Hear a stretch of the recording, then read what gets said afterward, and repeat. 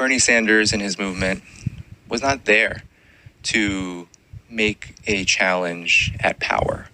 There are folks in it, very good people, who I admire, and I admire their heroism to challenge the Democratic Party establishment. But Bernie Sanders was not one of those folks. He was a beloved leader amongst his followers, and now you have millions of workers, millions of students, millions of young people who need a place to go, and it's not the Democratic Party. They need a place to go to formulate political organization, and right now we need to be thinking about calls to action. We need to be thinking about alternative political structures and organizations that we could build.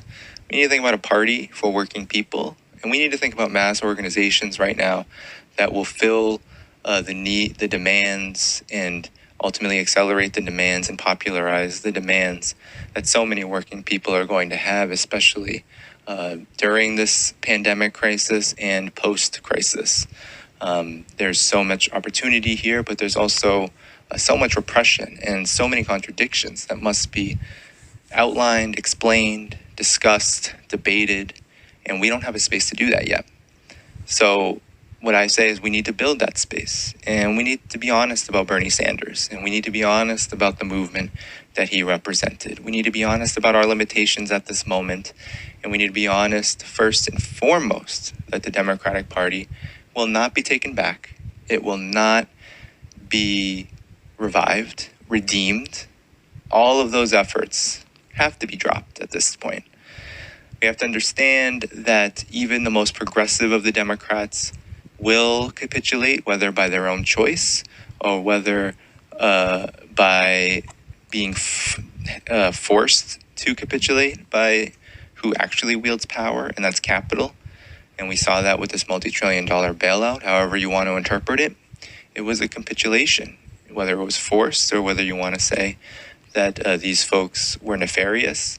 But at the end of the day, the Democratic Party is the graveyard for social movements, and Bernie Sanders is complicit in holding open that gate.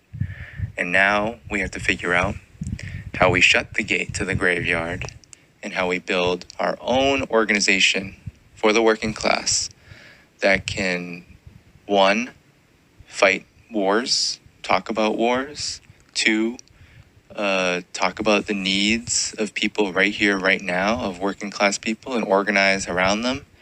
And three, discuss white supremacy and empire head on. All of those things have to be part of the equation in order for any progressive left, any left-wing movement to be legitimate and to really build something that can raise the contradictions to the point of antagonism and bring us closer to the confrontation we need with power in order to inspire folks to want to seize it.